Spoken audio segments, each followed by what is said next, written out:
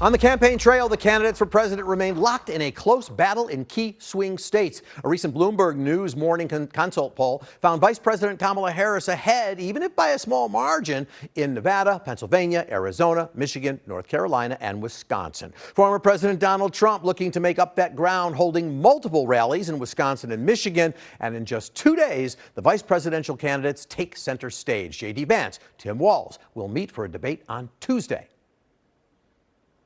And joining me now is political strategist and analyst Richard Gordon. Richard, good to see you again. Let's get right down to it. When you look at all the polling on a national level, it's a pretty split and even election. But of course, elections aren't national in this country. They're based on the swing states. And in those states, some show Trump ahead a little bit, or it's tied.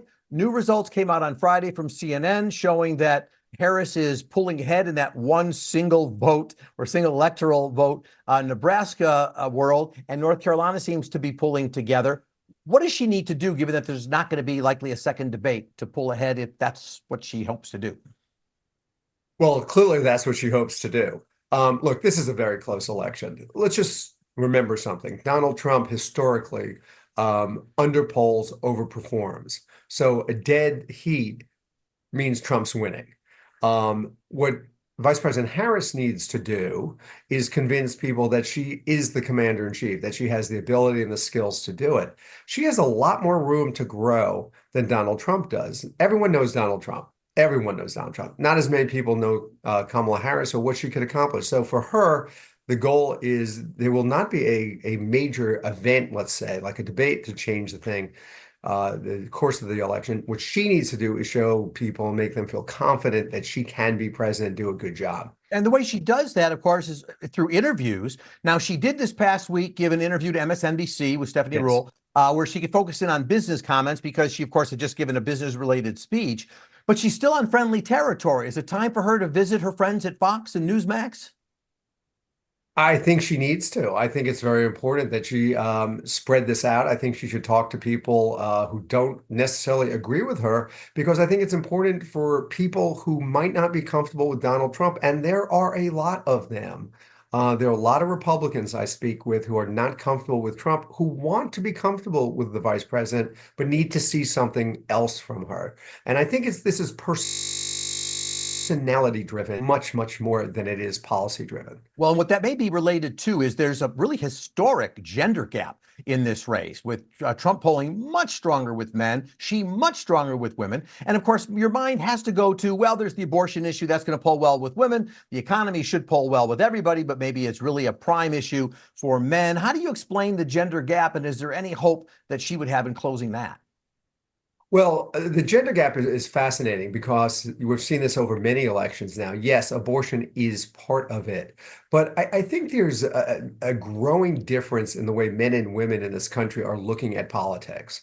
And I think a lot of men, young men especially, like the bravado of Trump. It's not a policy thing. It is I like the toughness. I like how, he stands up for people. And they're not really looking at it from a substantive position. I think, again, she has room to grow in the 18 to 35, let's say, range for voters. And I think young men would be a place where she could, especially young people of color. One would think that she's doing great there. She is doing great there, but she's doing worse than Joe Biden is. Exactly. And her tough issues, of course, the border and the economy. Let me ask you about the border. At the end of the week, she visits the border, first time in a few years.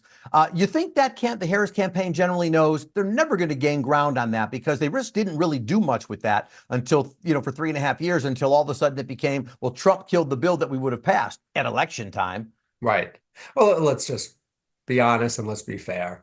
One, she's not the czar of the border. That's just something someone made up. She had a very specific job to do on the border.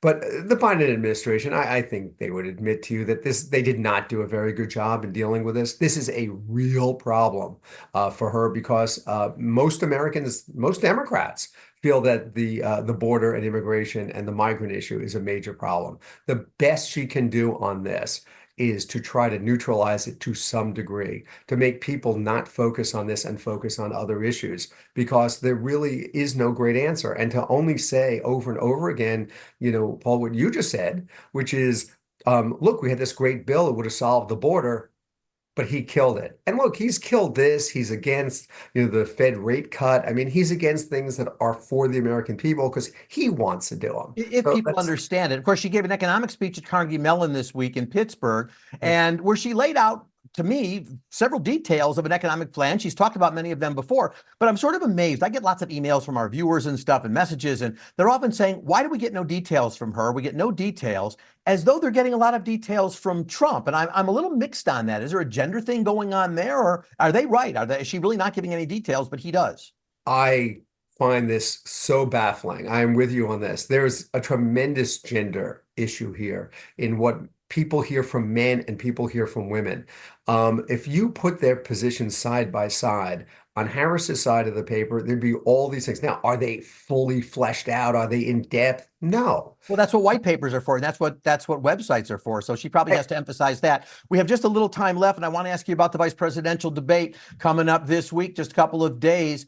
Does it matter? And I don't know, will Walz do as well as Harris did? Will Vance surpass Trump?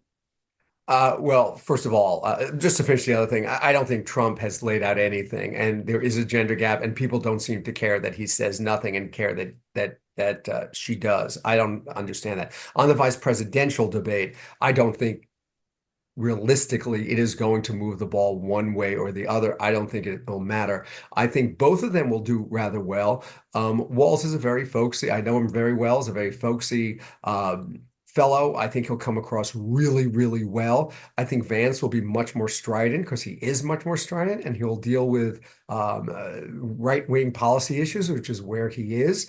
I don't think it's going to affect the election all that much. I don't think there will be as clear a winner. Look, Harris destroyed Trump in the debate. No one's going to come out of this debate and see that. I think, excuse me, I think people are going to go into the debate knowing who won, because that's who they want to win, and they'll come out with the same view. Well, politics as usual. Strategist Richard Gordon, thank you so much for being with me. We'll talk again soon. Can't wait to talk to you after the debate happens as well. Thank you, my friend. I look forward to it. It's a delight. Thanks, Paul. Still to come, could a short-term fix cause long-term pain on Capitol Hill? How Congress pushed back a crucial deadline to avoid a government shutdown. We'll be right back. Stay with us.